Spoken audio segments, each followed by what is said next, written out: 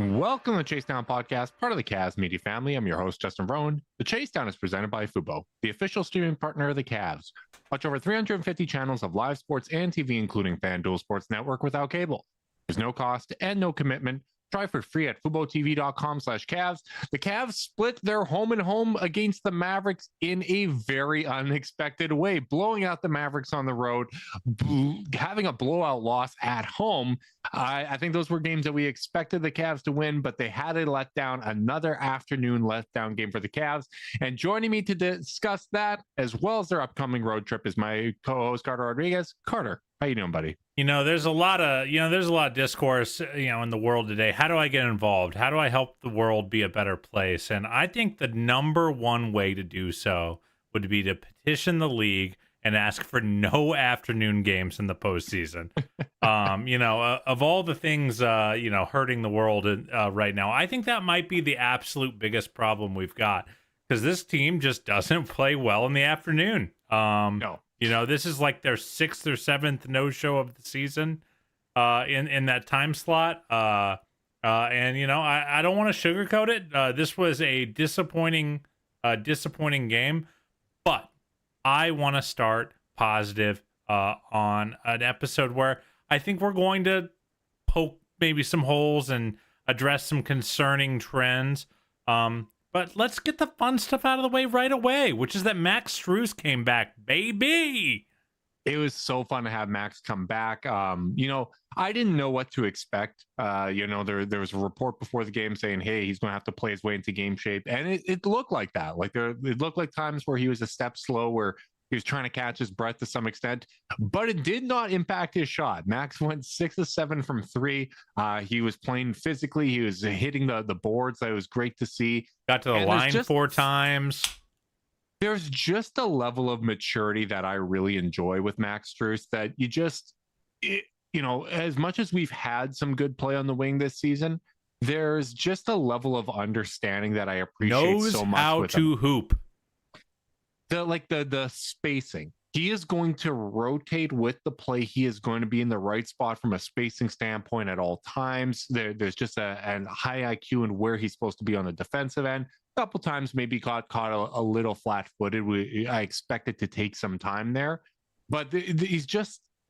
I've said it a million times before, but I think the reason why he's kind of been my favorite role player that the Cavs have had, over the years, even going back to some of those glory years, is just the level of intensity he plays with, the way that he checks so many boxes without really taking anything off the table. It was so nice to see Max out there, just providing the energy that I think has been lacking particularly on an afternoon game where not a lot of guys were bringing kind of the energy level that was necessary. Yeah, he was really fun to watch. Obviously, you just saw all the things that you really like. You didn't see everything, as you mentioned. No. I thought he looked a step slow defensively, and it's just so hard in that first game when you haven't been able to run because you're dealing with a foot injury. I if there's a guy I really believe in to get his conditioning up as fast as possible in the wake of this, it's Max. But on offense, I just thought he was phenomenal. The shot making was there. Just the fact that he is a contested wing shot maker is just so valuable. There's a guy like Keon Ellis who's been shooting the cover off the ball as of late. He certainly didn't in this game, but Ellis is a guy you kind of need to be open, and Max just isn't. And that is a real material difference to how you operate, especially when you get Sam Merrill back. Because now you have 2 guys that are just like going to inspire panic when they're coming off a curl. And now because of Sam's growth, 2 guys who can attack the negative space that's created by those hard closeouts. There was times he was drawing 2. Like 2 defenders were coming on him when he was on the court with Donovan Mitchell. They're like, yeah, no, we need to get this out of Max's hands. And he's always been someone where you look at kind of the shot difficulty numbers. That was one of the things that we identified in his time in Miami, where almost nobody took more difficult shots than him. And we're like, okay, well, coming into this Cavs system, he's going to get a few more kind of wide open opportunities. And it's true, he did get some, higher frequency of open opportunities, but that shot difficulty was still incredibly high because he's someone that's willing to take and make those tough shots. And I think Jalen Tyson's no dip threes, has kind of allowed him to take more 3-pointers than in his rookie year, where the shooting motion takes time with Tyson, and I think it caused him to pass up some shots. He is taking more of those contested shots, but it's just different than this very quick release that you see from a Max Strus or a Sam Merrill. So having two of those guys, at some point we'll have two of those guys available for us. I think it's going to make a big difference. We can move off Max soon, but I did also want to say, I don't know if you guys saw his post-game availability, where he clearly got like choked up. Of course it's Max.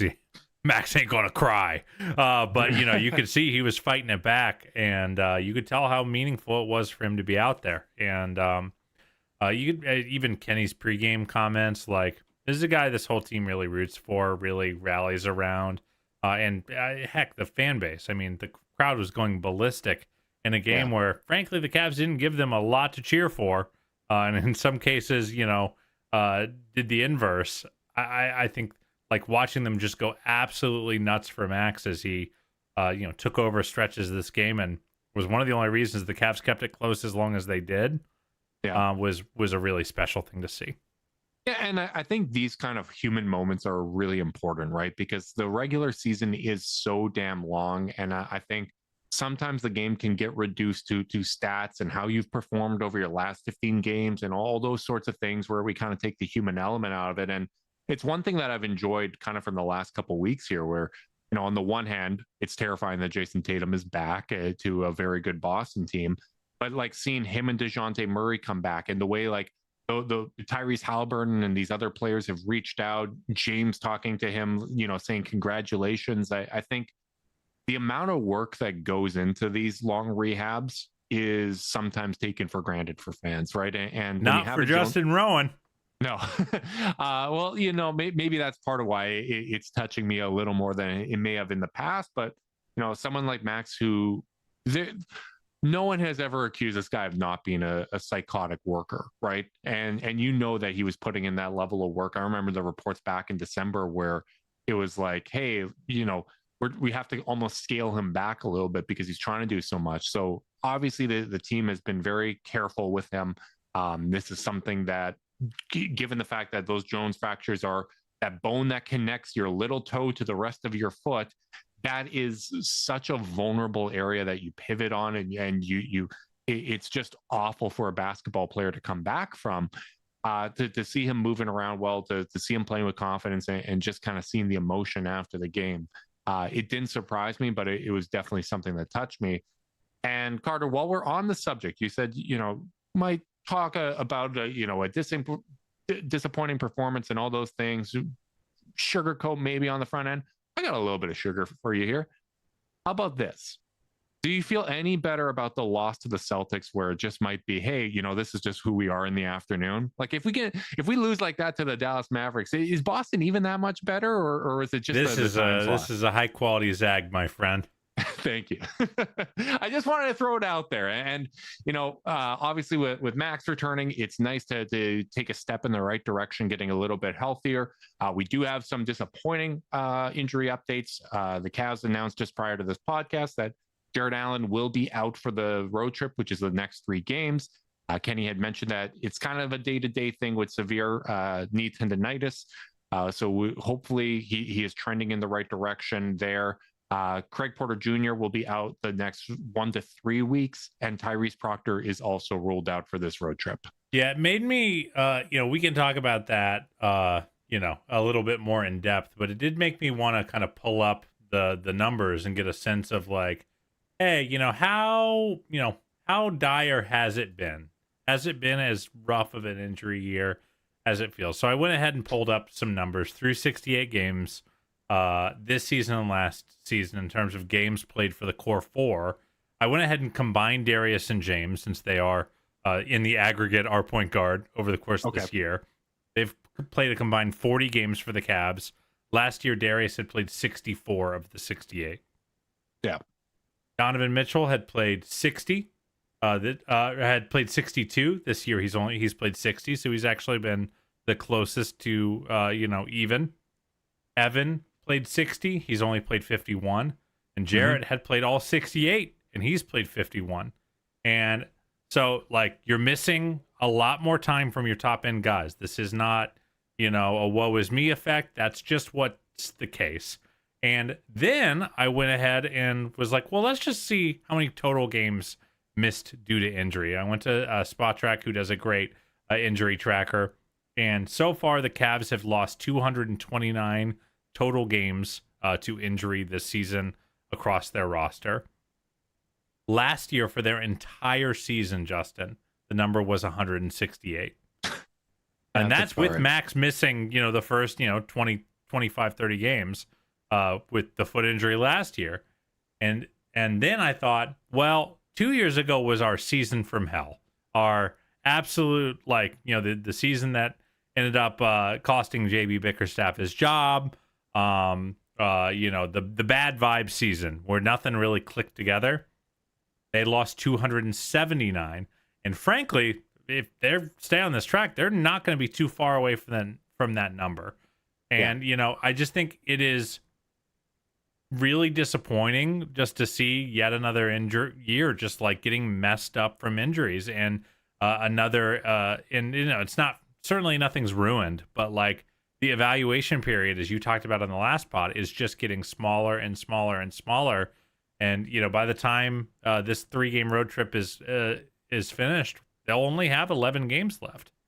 Yeah. And again, I don't think guys are going to be playing in game 82, or if they do, it might be for a quarter, right? Fan appreciation and all that.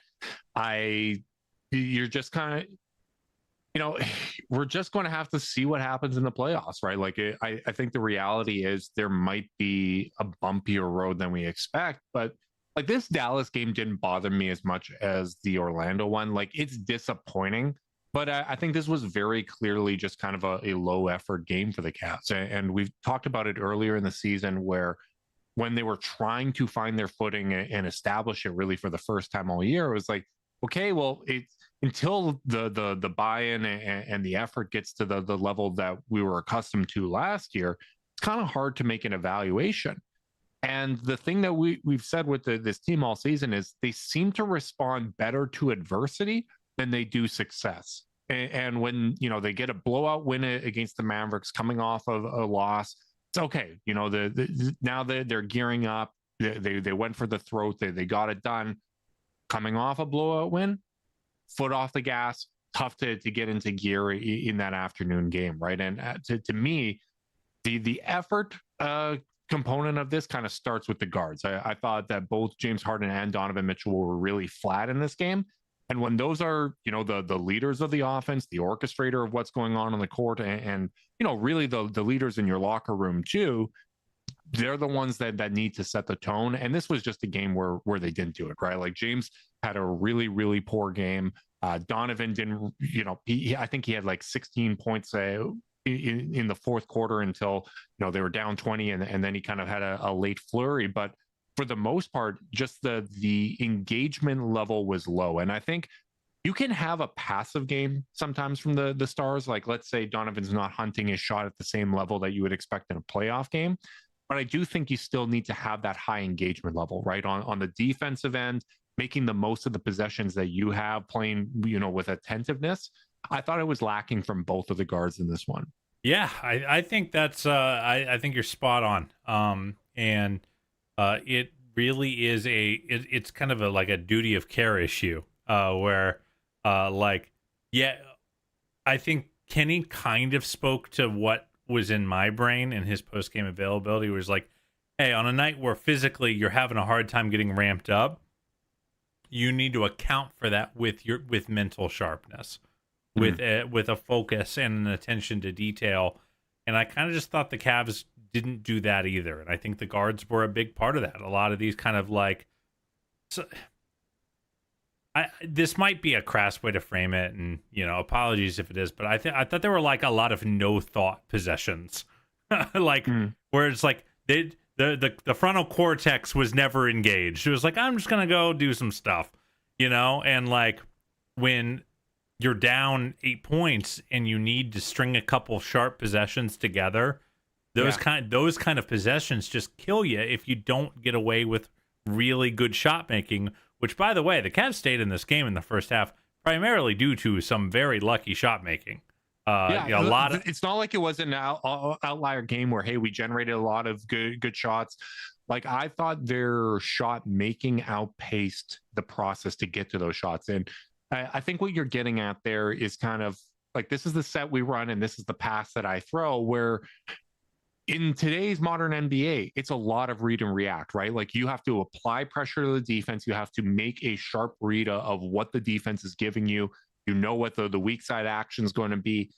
It was just like, okay, what's my first read? I'm throwing to it no matter what, right? And some of those bad pass turnovers or passes that were just a little bit off, there just wasn't the attention of detail that we're really accustomed to. And I think maybe some of this, like, if I'm to give a charitable read here, Donovan Mitchell and James Harden are guys with very extended track records. And to some extent, they're probably feeling what we're feeling, which is like, hey, we just kind of want to get to the playoffs here, right? Like, this is games that don't matter as much. They are not measuring sticks. Yeah. And we know, by the way, March games have of any regular season game, March games have the least historical bearing on success. Almost no correlation. So on the one hand, I get that.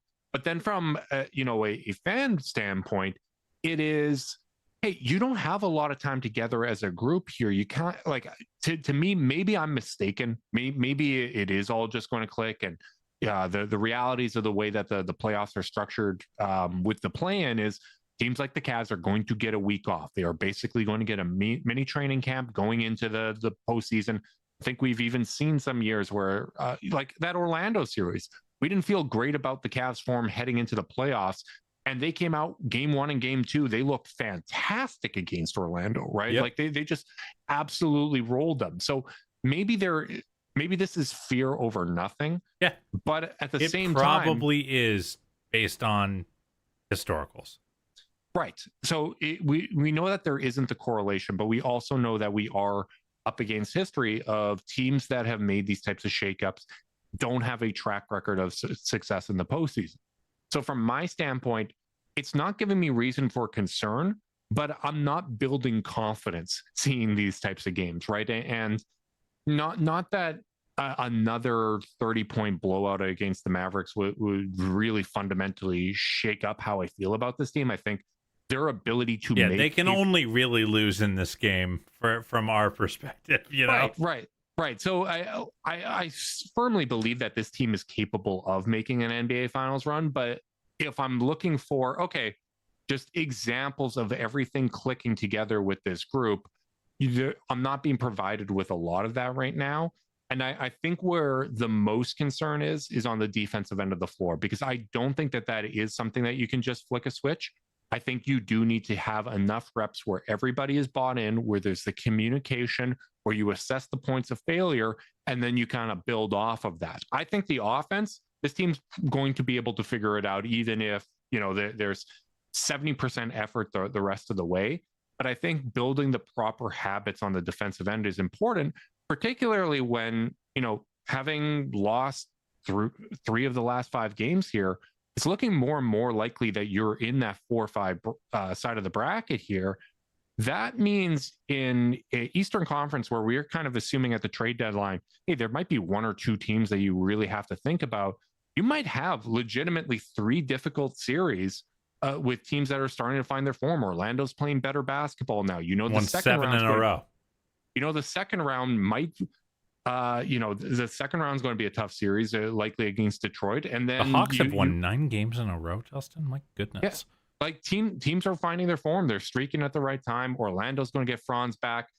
So I would say historically, having both Franz and Paulo doesn't necessarily equal a better product for them. But you're not going to have kind of that layup series that you had last year, if I had to guess, with the Miami Heat. No, I don't. I mean, that's what it is to be a 4 seed instead of the 1 seed, is you have harder matchups the whole way through, That's why I'm team win as many games as you can all the time. It's definitely a kind of a scary stretch, and I think you're right to worry about the defense. And I gotta say, I think Jarrett missing this time, especially in the new construction of the roster, I think it's so funny through all the variations of this team, and through all the different ways that this team has tried to kind of diversify themselves and get away from it. We're kind of back to this team needs Jared and Evan, and they need them across 48 minutes. They don't need them both on the court at the same time across 48 minutes. Like, you do need to stagger them. But this team just really loses a lot of what they are when they don't have one of those two guys out there. Yeah. And I talked about it on the podcast with Tony, but I really feel like that's great job on that one, by the way. I thank you. Tony's the best. You guys make sure you're going and supporting him. If you didn't listen to the podcast because it wasn't on YouTube, go back and check it out. But I got to say, like, I feel fundamentally that is the bedrock of this team right now. Is the defensive tandem of Evan Mobley and Jared Allen is our most known commodity, right? For all the struggles that this team has had in the playoffs, defense hasn't been one of them, particularly because you have a significant amount of time that those two are out there. And right now, without that, you are having these stretches where the integrity of the defense is dependent on how the perimeter holds up and how attentive your guards are off ball, and that's just not what they do. Right. And I talked about it before, how those Tyson, Donovan, and James minutes are just not working out well. It's very possible that those are going to work out, right? It's 126 possessions. It's very possible that those minutes work out with Evan Mobley and Jared Allen. Only 3 of the 126 have come with them, so we don't have a sample size of that. But those are probably right now your 3 least attentive off-ball players. And I think you're seeing, as we're playing some of this weaker competition, the on-ball attentiveness, even of James Harden and Donovan Mitchell, hasn't necessarily been where it needs to be, right? The Cavs are the only team with a winning record that has lost 2 games since the All-Star break against bottom 10 teams. Yeah, these are supposed to be the games that you can't lose. Right. And I think one way to really capture that is if you look. So basically these last 5 games, Jarrett goes out of the lineup, Donovan comes back in. I think obviously you are going to take a little bit of a step back on the defensive end when you're kind of making that swap. But I think there have been games where Donovan and James have been completely locked in. Yep. But I do think particularly the Orlando in this game against Dallas, it was a little bit tough. And you look at the losses over this stretch, Donovan and James together in those losses have a 122 defensive rating together. In the 2 wins, it's a 107.5. Some of that's going to be competition, right? Like it's Philly with nobody, and then it's the Dallas Mavericks. But you also see the difference of playing the Dallas Mavericks when you're engaged, versus when you're not engaged. This is still a league that is full to the brim of talent. Even with teams that have injuries, you still have guys that are capable of coming out there and stepping up. Particularly I can point to a fourth quarter possession last night or yesterday afternoon where Cavs, I think, are within 12. They've cut it down. It's like now at least faux competitive. And Brandon Williams just waltzes by Harden on a straight isolation, straight line drive for a layup. And it basically was like, all right, I think we're done here. Right. And, obviously you can point to some late game lapses too, right? Like what's concerning to me is I just feel defense is so much more habit based, whereas offense, I trust this group to turn it on and be sharp offensively when they need to be. May I advocate on behalf of the Devil a little bit here? I'll just finish my point here. Like that Boston game, having those lapses where you leave Shireman open for those corner threes on back-to-back possessions, and then a couple games later against Orlando, the exact type of action is run, and you're helping off, and you're not paying attention, and you get burned with those corner threes from De Silva. Like that to me is illustrative of habits, and I would tie that back to what we saw in the Christmas Day game, where I think the effort level flipped, right? That was when we saw the shift for the Cavs. They bought in, they were playing great basketball, but that loss to the Knicks on Christmas, I still believe was the result of some of those old habits from the last couple of weeks sneaking in despite the effort level being there the entire night, those bad habits came back and bit them in that game. Whereas if that game was played maybe 2-3 weeks later when they had been playing consistent good basketball and the communication was so much better, I don't think that you have that same kind of a collapse. So I'm just a big believer in developing and reinforcing those positive defensive habits. Yeah, I think that's a smart take and a good take and a correct take. I will say the one thing I do like when I was watching the game, that very Brandon Williams ISO possession that I referenced, I did sit there and think, I bet he chops the feet a little harder in April. Oh, for sure. or May. And like, you know, you're in that game, all the attentiveness off ball in the world wasn't going to save them because the effort level at the point of attack was in the you know, Kenny called it an inexcusable effort, and you know I have to echo it from my exceedingly less qualified seat, and you know I think like nothing was going to save that, and like it does make it does make for a stinkier cologne when you've got kind of the perfect storm that happened against that Dallas team yesterday afternoon. Yeah, and I don't think it should surprise anybody that we are such advocates for this team trying to find that harmony and get into a groove, because we know that teams move fastest when everyone's in sync. Zoom Workplace keeps meetings, chats, documents, and more together, so your work flows like a perfect play. Keep work moving and zoom ahead in Zoom Workplace.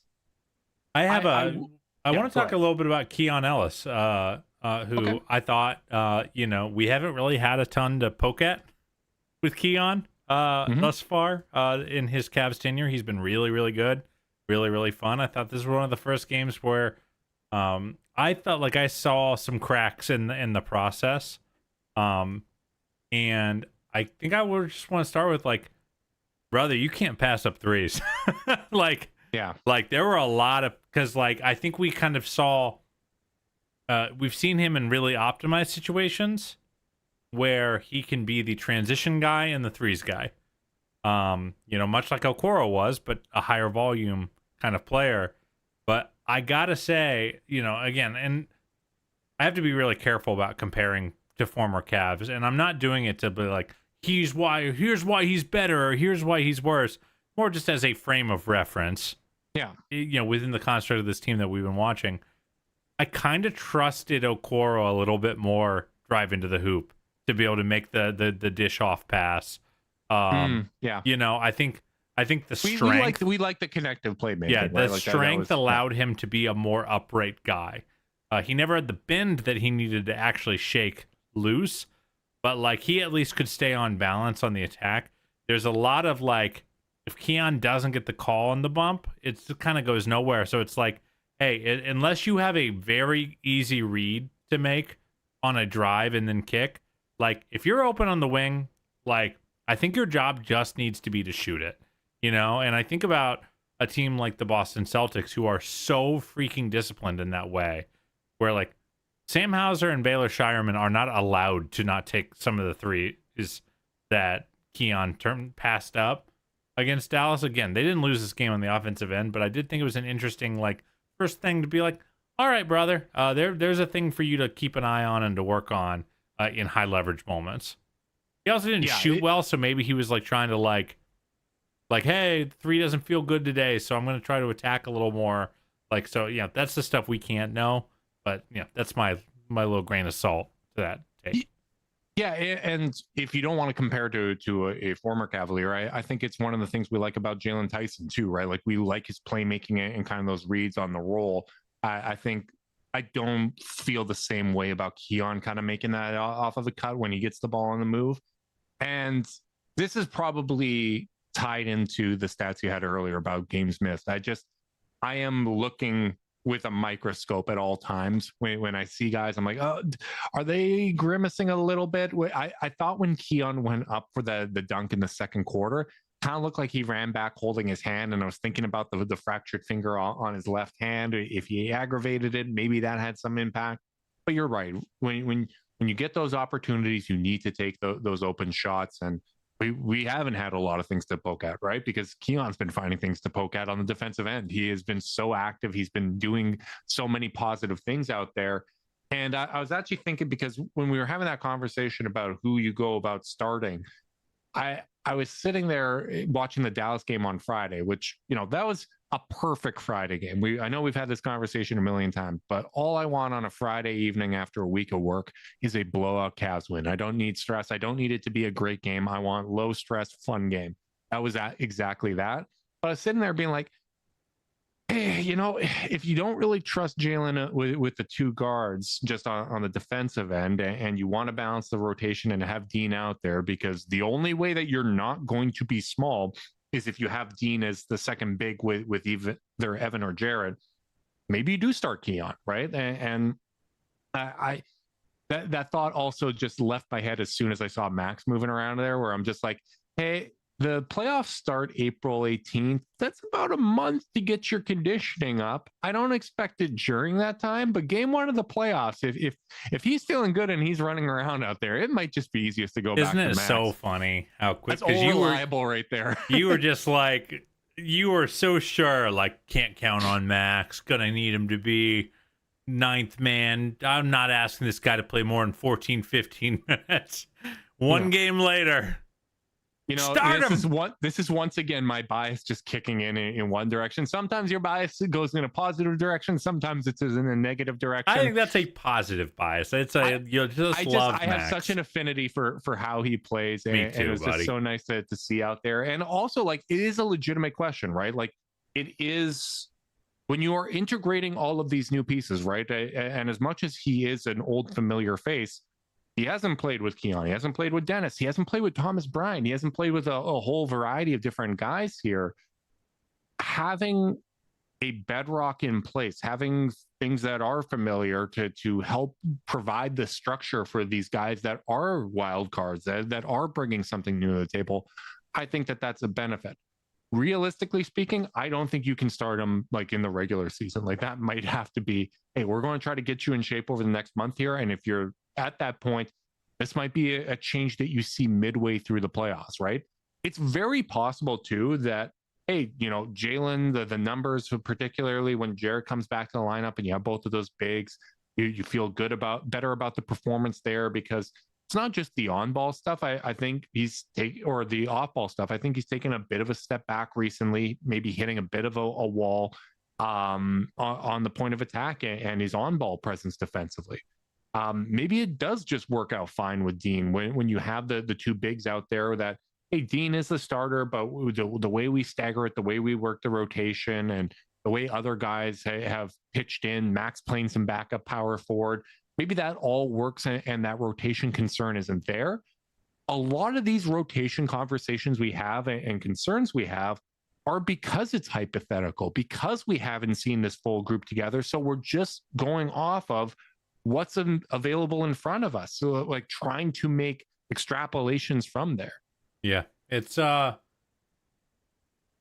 is just so easy to imagine Max starting. And it does clean up so many choices, and it gives you, like, remember a couple pods ago, I was like, man, I know Kenny really likes the idea of the Dennis, Keon, Jalen subgroup so they can come in and mess stuff up. But, like, I just think, Jalen, you need the versatility. It's like, oh, well, you could just have Max start and then still do that if you want. Yeah. Like, you just have all these options. It does Wade at the backup four preserves so much. I mean, obviously, I just could not be more steadfast in my belief of that, I think Dean best serves our team when he is playing as a backup four and able to steal some minutes at the five when needed, as opposed to playing at the three at this point, just because of, I just think we've got better options than we once did at that small forward position with Jalen and Max, both now available.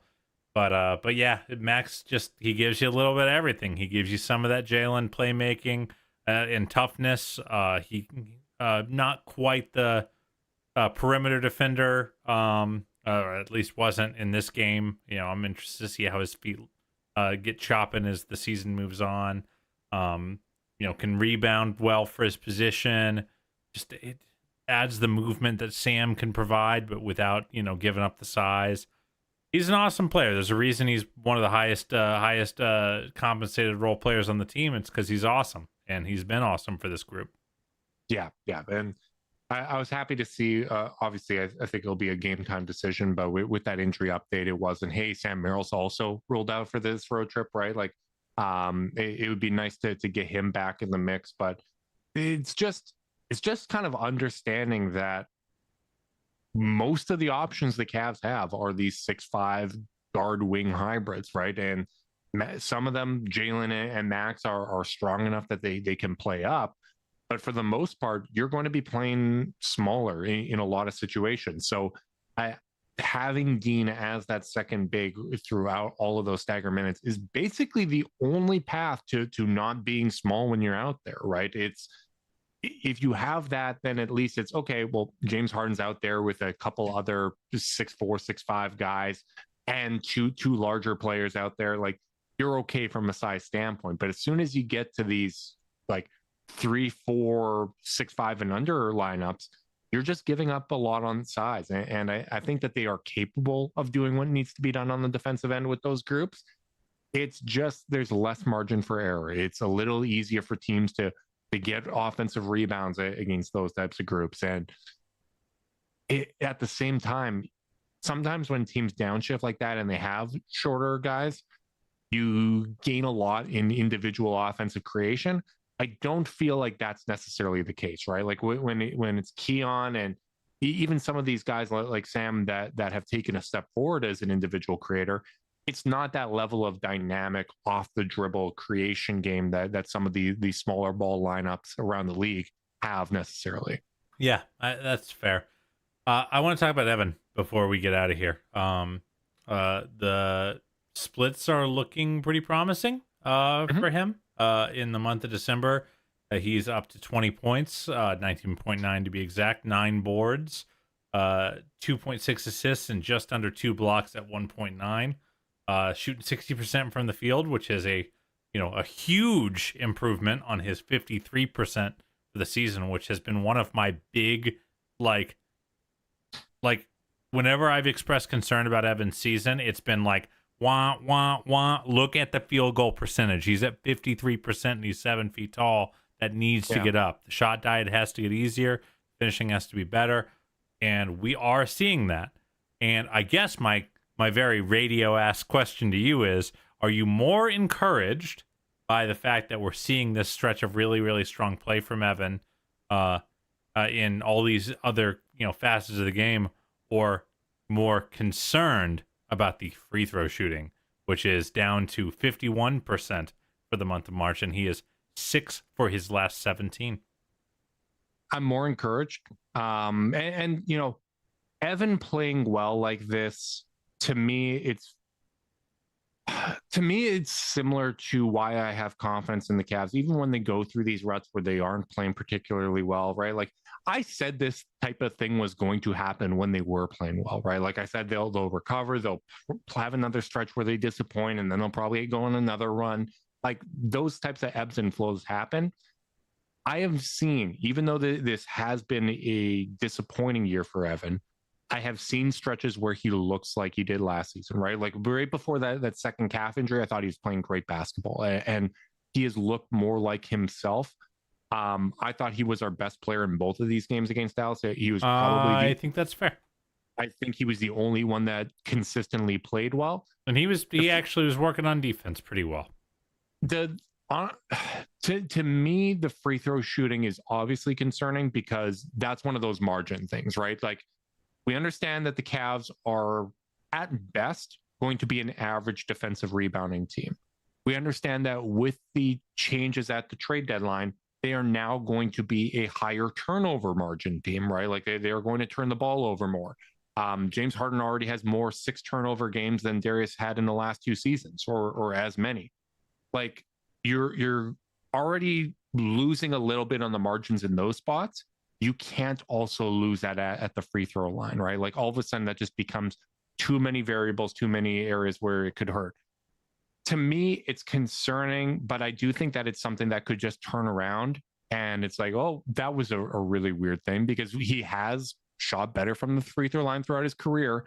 And the weird thing is, like, you look at the 3-point shooting, he's still taking those shots confidently. Sometimes, they just kind of flow in a rhythm. It's very clearly just kind of like in his head at the free throw line, I'm in a rut. I need to get out of this rut type of thing, right? Where I almost think he should not, like, just change up the routine. When the ref passes you the ball, take it like a catch and shoot shot. Don't hesitate. Don't think about it. Like, just fire away right away, and you might do better there. It's obviously, it's that one thing that isn't clicking right now.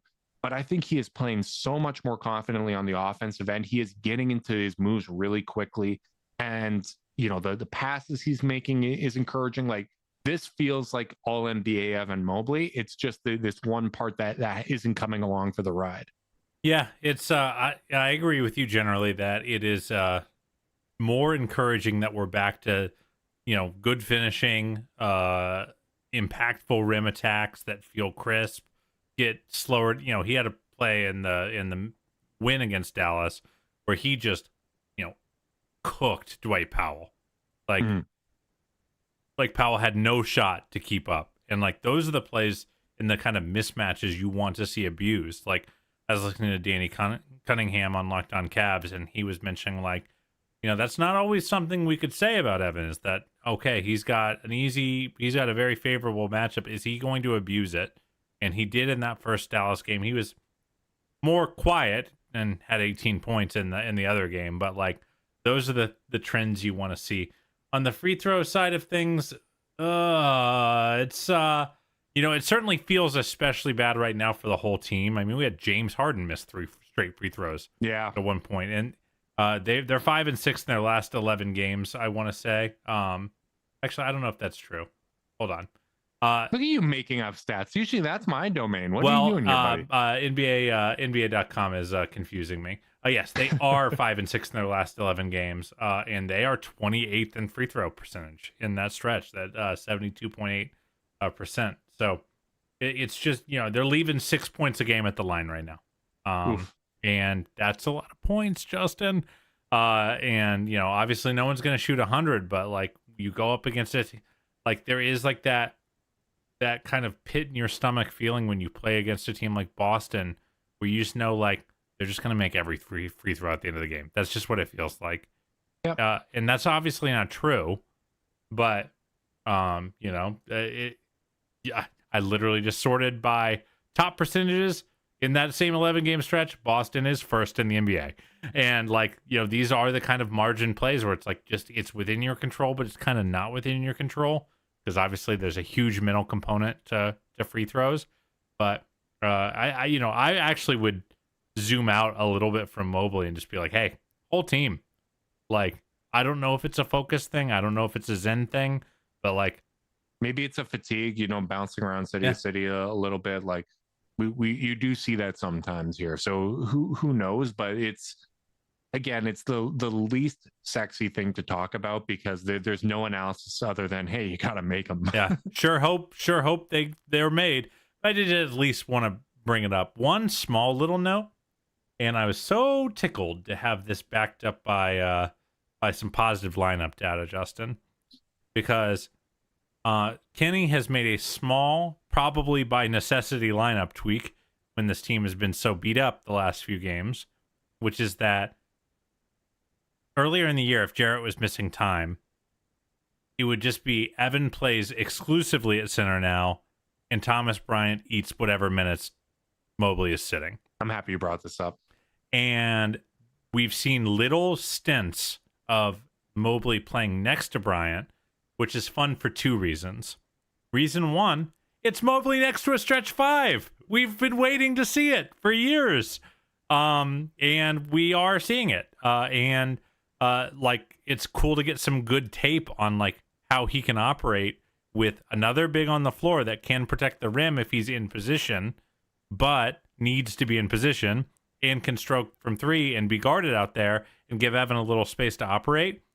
And I just think it goes to show you how good Evan is as a power forward, because the Bryant at the 5 minutes alone, I think those are the ones where you really are seeing the wheels fall off defensively. But in 62 minutes in the 14 games that these guys have shared the floor together, so very small sample, they've got an 89.7 defensive rating and a 112.3 offensive rating. That's a 22.6 net. And you think about Thomas Bryant as the guy that, hey, we need him to go fill a gap for a minute. But sometimes it's nice to take a limited but helpful role player like that and say, we're going to help you by giving you the ultimate Swiss Army knife defensively and just let you do you. And so those minutes have looked really, really good. And if I'm Kenny, while I wait for Jarrett to get back, I'm more likely to lean on Dean as my 5 in my no big minutes or my no Evan minutes than Thomas, because I think the Thomas Evan pairing is working really well. Hey, this is why I wanted Jay Huff in the offseason and even at the trade deadline. Huff, what a guy. Like I just think, hey, if you can get a stretch 5 next to Evan Mobley, even in those staggered minutes, like I'm perfectly comfortable with that, because I just think that he is a different level of dynamic on the defensive end of the floor. And I also think it seems to help him offensively when he's playing as a power forward as well. So I think that's a really, really smart note by you. The other kind of rotation note is Naquan Tomlin got some burn in both of these games. I thought he's looked pretty good in both of them. He needed some nice, in that blowout, I thought he needed some nice low stakes. We're winning this game no matter what you do minutes. Yeah, so this probably he played a little freer. This can be filed under generic plays, but it was nice to see Naquan out there. I agree. Getting some run, and I thought he played well in it, which, if we're worried about size and whatnot, getting Naquan Tomlin back on track would be a nice thing to accomplish over these last 14 games. So, but obviously we are now heading into this road trip. We'll see how the Cavs do. Starting off with a game against the Bucks, it does not appear like Giannis is going to play. If there's already an injury update, I would assume that it says that he's out. So should be a win, but we've also seen the Cavs. Giannis is questionable. I had the injury report up already, as is Miles Turner. Okay, well, we have played down to her competition, so let's see if the Cavs can play better in this one. And to that point, I actually had some stats, so maybe I'll just say this before I wrap this up. We are 17th in net rating versus bottom 10 teams. We are 6th in net rating versus top 10. Let's go to the chip, baby. Only playing top 10 teams the rest of the way. we have definitely been playing down to our competition, so let's see if we can break that habit and get some wins here on the road trip. Big thanks to everyone that tuned in live on YouTube. We appreciate you guys. Make sure you like and subscribe. Click that notification bell so you know when we're going live. If you're listening via podcast and you want to support us, leave us a rating, leave a review, subscribe, unsubscribe, resubscribe, and help cook those books. We want to be part of Chase Down's exclusive Discord chat. Send a screenshot of that review to chasedownpod@gmail.com. However you choose to support us, we really do appreciate it. Make sure you guys are staying safe out there. Until next time, go Cavs.